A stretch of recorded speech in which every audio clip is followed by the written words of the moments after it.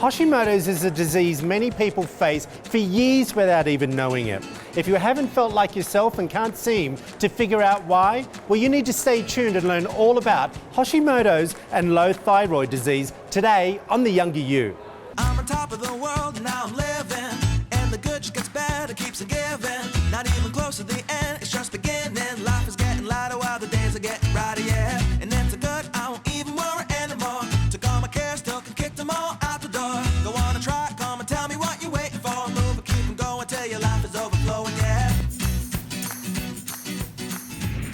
Welcome to The Younger You. Today we're talking all about low thyroid. Did you know that this disease affects 14 million people in the United States alone, and it's the most common thyroid disorder? Well, I want to introduce you to Dr. Red, a man that knows all about low thyroid disease. Welcome, Dr. Red. How are you? Good. How are you doing? Okay, first thing, what is low thyroid? Okay, this is when your thyroid is not producing the proper life-sustaining thyroid hormones that your body needs. And this is important because every cell in your body has a thyroid hormone receptor. And so it's needed throughout all the different functions of your body. What are the symptoms of a low thyroid? There's a lot of different symptoms, but some of the main ones will be fatigue, depression, inability to lose weight. They might have hair loss. You might see people with intestinal problems and swelling in the extremities.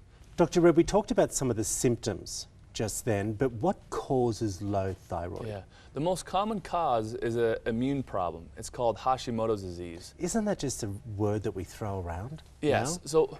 So this is where your immune system, instead of attacking bad things like it should to help with viruses and illnesses and all that stuff as well, it starts attacking the thyroid tissue. It actually thinks the thyroid is bad tissue.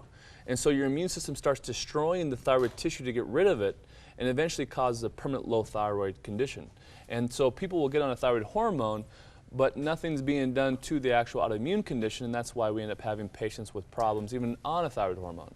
Why are so many people affected with it nowadays when we didn't really hear about it 20 years ago? Yeah, I think or it was always there, sure. we just didn't know what it was. I think nowadays we have this like constant high-stress life, and our food is now genetically modified and structurally engineered, right? It's not even real food right now. So, and that's causing a slew of different problems too. They're just increasing the quantity of our food, but by doing that, they're decreasing the quality. And so I think because of a mixture of stress, quality of food, you know, that causes everyday life. Yeah, now we're seeing autoimmune conditions just increase tenfold over the last 20, 30 years. Okay, for all the viewers at home, is there a difference between low thyroid and Hashimoto's? Yeah, there'll be some people that have a primarily low thyroid, and that's just where the thyroid gland itself just isn't producing thyroid hormones, right? Okay. But that's very rare in America.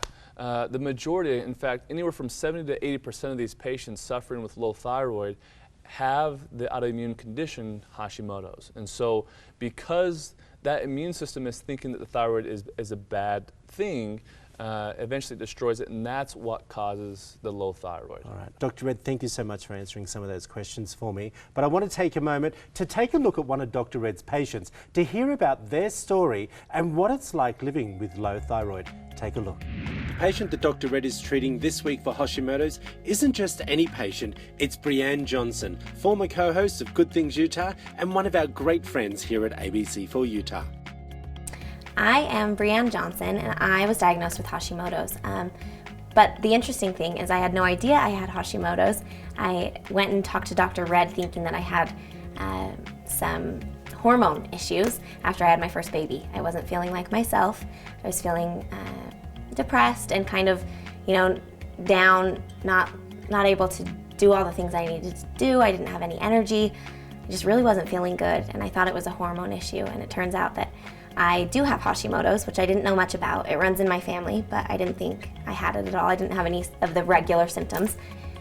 I had a lot of issues as far as no energy. I didn't feel good. I had a lot of intestinal issues that I didn't realize were issues. I had dealt with them my whole life, so I thought that was normal. But now, knowing the contrast, I know that wasn't normal.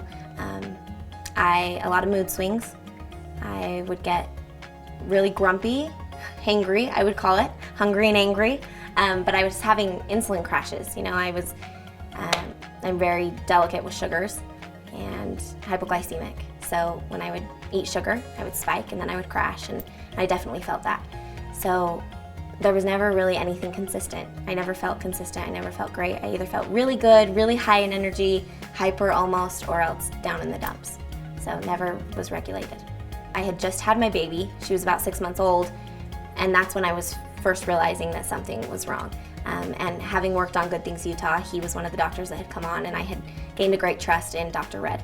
So I went straight to him and said, how can you help me? I know you probably don't do hormone work, because that's what I thought I needed. I knew he was a Hashimoto's and doctor, but I said, can you please run some blood work and figure out what's going on? And sure enough, I had Hashimoto's. After the break, let's head over to Red River Health and Wellness Clinic to find out what it's all about. Our biggest goal is when somebody comes in to help them understand what's truly going on with their condition. And in this case, we want to focus on the actual autoimmune response.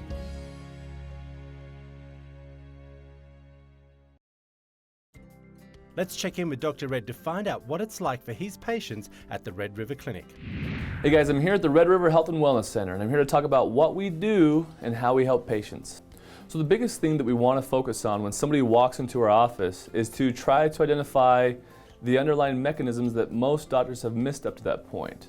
Lots of patients who see us are struggling so much and really have lost hope by the time they see us. This is something that I think will definitely affect my children, and it's been interesting because my 2-year-old, who was 18 months at the time, she had a lot of infections going on. She had first a urinary tract infection, then she had pneumonia, she had double ear infections, and this was all within about a 3-month period, and it kept happening over and over. And after doctor visit, hospital visit, ER visit, I went to Dr. Red and I said, help.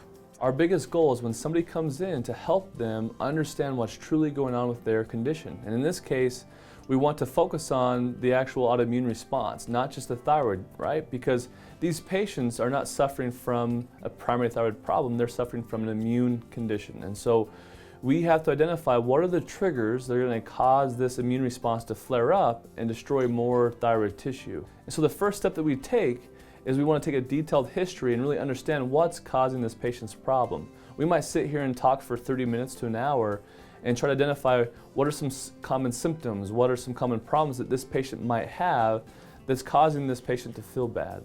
And then once we really identify what's going on with the patient, our goal is to do a really extensive blood test.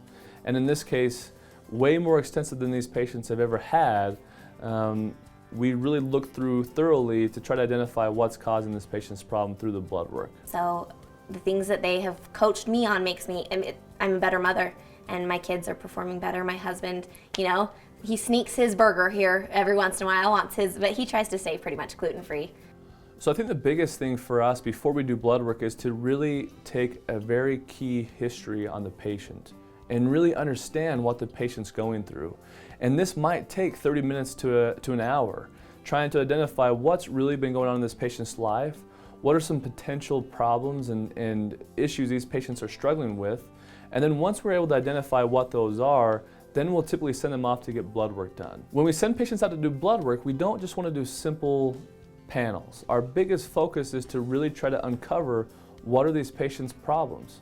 And so we'll do a very extensive panel to try to identify what are the triggers that are causing the autoimmune response to flare up. A lot of our patients don't even know they have an autoimmune condition.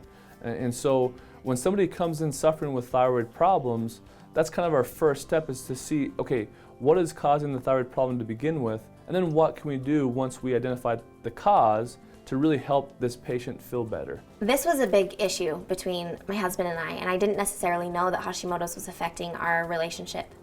And that was actually one of the reasons why I went to Dr. Red. When I say I had mood swings, I had mood swings. And being a woman, there's that time of the month that you have those mood swings, but it was more than that for me. And it wasn't okay. It was affecting my marriage, and at times I felt crazy. At times I felt like when I was being crazy, I felt justified, and I started to lose reality. I didn't know what I was feeling, and I didn't know, I couldn't trust myself because I was feeling so many crazy things. And I was thinking it was all hormonal. Well, it wasn't hormonal. It was the fact that my body was depleted, and all my levels were so low. I had no iron in my body. I had no, when the blood work came back, they basically told me, we don't know how you're functioning. Our biggest focus here is to not treat these patients the exact same. We want to be very specific to their individual needs. And so we might have one autoimmune patient that has a total different amount of physiological problems and lifestyle and dietary things that cause it to flare up. Whereas we might have the next patient, who could even be a family member, have different things that cause it to flare up too. And then we might have patients with just food intolerances, or we might have a patient with blood sugar level imbalances. And those patients have to be treated accordingly. And so making sure that we're not treating them like a protocol, but that we're really being specific to their individual needs is the key for what we do here. These patients are struggling, feel hopeless, and feel like nobody knows what's going on with their condition. And so the biggest thing we want to focus on is to really identify what's truly causing this patient's problem. So now, knowing that it runs in our family, and knowing that our kids could face that, it's so comforting that we have somewhere to turn. And we have someone who we all trust as a family. We would trust them with, our newborns, as we do. And they've done some great things, so it's so comforting to us. When it comes to thyroid problems, most of our patients that come in here have no idea what's causing the thyroid problem to begin with. And so their whole paradigm is going to be dramatically shifted once they see us. When a patient for 20 years has been treated like they have a primary thyroid problem, and then all of a sudden realize, holy smokes, my immune system has been the one that's destroying my thyroid this whole time and has been creating other symptoms and problems, this can make a dramatic impact on these patients' health just by simply knowing what's causing the problem. This was a step I took for me and my husband, doing the diet. And the diet wasn't easy for me, cutting a lot of my favorite things out, but I knew it would help my marriage, it would help my family, it would help me feel better, which would then help all of that. And it did. When we come back, Dr. Red and I will be in the kitchen discussing which foods are good for patients with Hashimoto's and which are bad. Closed captioning for The Younger You is brought to you by Mindful Medical. Looking for the perfect beauty product? Each week, The Younger You highlights a standout product in the health and beauty industry. Head over to theyoungeryou.tv and check it out. Love to hear your comments. Well, Dr. Red, we're here in the kitchen talking about the good and the bad foods when comes to low thyroid, which leads to Hashimoto's. Yeah. Is that right? Definitely. All right. I thought it all looked pretty good, but you're telling me there's some bad stuff in here. There are some bad stuff in here, so we got to be careful. Let's start right down here, starting with the milk. I could drink milk out of the container like no tomorrow. Definitely. Love it. What we're finding out with milk is that it actually has a protein found in there called casein, which will flare up the autoimmunity. Okay. Oh, really? So now it's not specific towards every patient, but for a lot of our patients, dairy ends up being a problem. Okay, so how do you feel about, soya milk or almond milk, rice milk? So almond milk is great, coconut milk is great. Soy milk, which we have here, increases estrogen, which will end up flaring up the autoimmune response as well. And so soy can be, yeah. I think when you see organic for anything, I'm sure most people do at home as well, think, I can eat as much of that as I want. Yeah. Unfortunately with soy, we can't because it increases estrogen in our bodies. And so too high of estrogen flares up the autoimmune response. All right. Look, I love eggplant. Are you telling me it's a bad or a good thing? No, you can have eggplant. That's great. Okay. Yeah. Some things that we don't see a lot of, and our producer picked them up from the supermarket, horned fruit or horned melon and dragon fruit. Okay. Yeah. I don't even know what they taste like. But you Are can they eat good them. for you? They're good for you, yeah, absolutely. You can eat Lots them. of vitamins and minerals. Yeah, the biggest thing with fruit, though, we have to be careful of is just not eating too much, okay? So we'll have patients that will eat a bunch of fruit at one time. That will increase insulin in our body, and an insulin surge will flare up that immune response as well. So you can have fruit, you just have to be cautious on eating, moderate amounts of fruit. Okay, look, this all looks pretty good to me. Point out some bad ones, because I'm sitting here thinking, what's he going on about? It all looks good to me. So fruits and veggies are great, but we have bread right here. Do you know how much I want to break that off and eat it right now? Let's see it right now. No, But because I know you'll knock it over my head. Yeah, I will. I'll knock it right out of your hand. But so anyone suffering with Hashimoto's, we're finding out now gluten plays a big role in flaring up the autoimmune response, almost as closely linked to celiac disease as well. So if you have Hashimoto's, there's likelihood that gluten could be like a rat poison for you. Really? Yeah, definitely. What about wholemeal? What's that? What about wholemeal The bread? more whole wheat you go, the more gluten it has too, so the worse it's going to be for you. So, serious? But we're told wholemeal is better I know. for us. Unfortunately, But what not happens? for Hashimoto's people. What happens now is the gluten molecule is very similar to that of the thyroid molecule, and so what happens when they eat the gluten molecule, the autoimmune response will think it's the thyroid molecule and attack it and, So I should cause throw it to out my flare up. wholemeal bread that I've got in the fridge. Unfortunately, no. Okay. Because you don't have love it with my Hashimoto's. Vegemite, You don't have though. Hashimoto's. You don't have to worry about it. Good. Fruit, simple. Yeah. But like you said, don't eat Just too don't much. eat too much. In moderation. Moderate amounts of fruit. Okay. Curry powder? Turmeric. Turmeric. See, I'd think that was curry powder. Turmeric is one of the, we'll give our patients high dosages of turmeric, and that significantly decreases inflammatory cytokines, decreases that immune response. I've heard that if you put lots of turmeric in your salads and cooking, it's one of the best herbs that you can use. It's phenomenal for patients suffering with an autoimmune condition. Okay, because I noticed I've asked you to give me a layout of what you do for people's diets, and you actually do a lot of herbs and spices in there as well. Lots of stuff. Yep. Okay, Yep. The little pills beside it, I can't see what they are. Resveratrol, very similar to turmeric. Okay. Decreases the inflammatory cytokines, decreases the bad things that cause the autoimmune response to flare up. It's a great overall, general supplement. All right. Salt grills, girls? What is it, grills or girls? Salt. Salt. It's just normal salt. Iodized salt. Here's the Okay. problem. Iodine for patients suffering with Hashimoto's is a huge problem. Most people think that iodine is great for the thyroid, but actually the research shows the opposite if you have Hashimoto's, which most people do. So, all right. We're going to list all the bad things from here on our website. I think it's really important to do that, don't you think? That's right. And also the good things, but Yeah, we've write got the to good put the things. bad stuff on it. Thanks, Dr. Red. It can be difficult to cut out bad foods from our diets, but for someone suffering from Hashimoto's, yes, it's absolutely necessary. Let's find out from our patient how it's been eliminating certain foods from their diet. take a look. It was really interesting doing the diet, the responses I would get from friends and family. There were some people who were really supportive. The changes that I have had to make after doing the anti-inflammatory diet have pretty much just been explaining to people why I'm not eating gluten and trying to explain it as well as Dr. Red does, which I cannot do still to this day. But I think I have it pretty much down. Basically the explanation you need to say is, it makes me feel better. I feel better when I don't eat gluten and I stay away from sugar. So mostly just diet, and then everything else falls into place after that. If you're sitting on the couch at home thinking, I can relate at all, whether you can relate to everything I've said or to one thing that I've said, I would say get in and get some blood work done for you, for your family, for your spouse, for your children. Do it, because there's probably something going on. If you've conceived, if you've had a baby, even if you haven't, your body's, probably going through something, whether it be Hashimoto's like me or something big or something small. There are improvements that can be made. And watching my entire family, my mother and my two sisters and myself, we all have different issues, but they've been able to help us each in different ways, and it's been incredible. And our lifestyle is so much better. Coming up after the break, we'll be back in the studio to find out what Dr. Red does to help his patients live a better and healthier life. Like us on Facebook for updates on the show and how to join the Younger You conversation.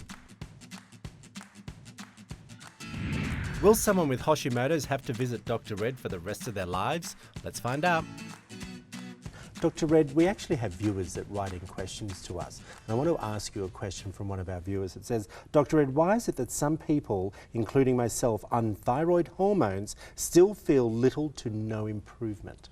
Well, I think the biggest reason why is because we're not getting to the mechanism of why you have low thyroid to begin with, right? And this is important for every single one of us to know. And so it's important to do the proper test to identify what's really causing your specific low thyroid. And that can be a myriad of different things. All right. Well, what are you doing to help people? Well, the biggest thing is, like I just said, we're finding out what the mechanism of these patients' low thyroid is. Now, most of the time it is Hashimoto's, and in those cases we're dealing with an immune problem, not a primary low thyroid problem. Does that make sense? Yeah. So we're not just focused on the thyroid. In fact, we take everything we know about thyroid problems and we forget about it, because this patient is not suffering from a primary thyroid problem, they're suffering from an immune problem. And so we have to identify what's going on with the immune system in order to get things to calm down there. So are you telling me it's a non-curable disease? You can't cure this, no. In fact, the biggest thing is... Because of what you were explaining, I'm thinking it's a life decision and change. Definitely. We have to really teach these patients on how to calm down the autoimmune response.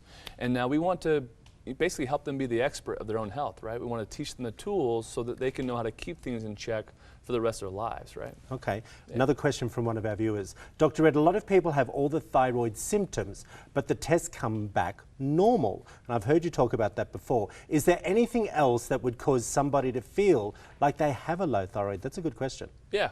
Yeah, there's something called a protein binding problem. That's where the thyroid hormones don't get distributed throughout the body efficiently. There's also something called an underconversion problem of the thyroid. And this is really common because what happens is your thyroid produces T4 hormones, and these are inactive T4 hormones. Your body has to convert it into an active T3 hormone so it can be used. What happens is they have this problem where that T4 hormone is not being converted into an active T3 hormone. Okay. And so they can have all those thyroid symptoms and problems too. And this is typically due to stress, cortisol defects, and inflammatory issues. All right, interesting. But one more question. I'm 63 years of age. Does weight, gender, or anything like that affect the way you treat someone? You know, if we're treating somebody small, like a child, it's going to differ how we treat an older person with hormones that are fluctuating and changing. And so, absolutely. Dr. Reid, some great questions from our clients, wouldn't you agree? Yes. Okay, before we wrap up the show, I want to check back in with our patient to find out how much their treatment has truly changed their life. Take a look. The interesting thing about the anti-inflammatory diet is that you have help along the way. I think all of us have tried to do certain things. Okay, I'm gonna stick to it. Okay, tomorrow I'll start. Okay, tomorrow I'll really start.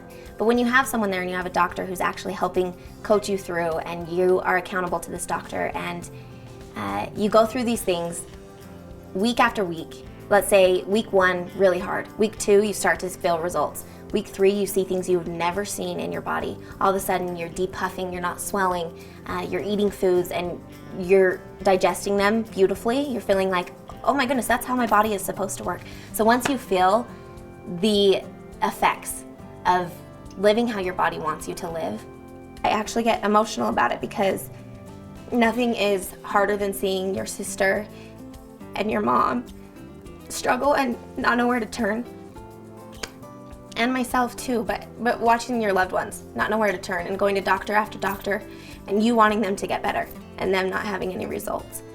And then seeing them work with the Red River Clinic and it actually worked for them. And I mean it actually helped them, it changed them, and all of those things that the doctors had told them went out the window. And they were able to have, my sister Jessica was able to have her 4th baby that she thought she would never have. And they wanted that baby so bad. And thanks to them for getting her body where it needed to be. And now, you know, even postpartum, she's feeling great and she knows she can turn back to them and go do some blood work again and they can get her where she needs to be. If anyone sitting on the couch thinking, you know, I need some help, just make a phone call. Just make a phone call, go in and get your blood work done and chat with them, and you never know, your life could be changed like mine was. Dr. Red, before we go, any last thoughts for people sitting at home? They go, I've got low thyroid. What are you telling them to do? Yeah, I would say don't wait, right? Pick up the phone and find someone that's going to help you. Call the doctor. Yeah. Call the man. Thank you very much. Although Hashimoto's can be a hard disease to diagnose, with the right tests and lifestyle changes, Hashimoto's can be managed. If you think you may have any of the symptoms discussed today, find out more on the website at theyoungeryou.tv, where you can always catch up on previous episodes, find great products and learn all about the ways you can become the younger you. I'll see you next week. Next week on The Younger You, we'll be learning all about chin implants. We're talking about chin augmentation here today, and that's what we're doing in our surgery. We're doing some other procedures, but we'll get to that a little bit later on. Let's talk about chin augmentation. The Younger You set provided by Madison McCord Interiors.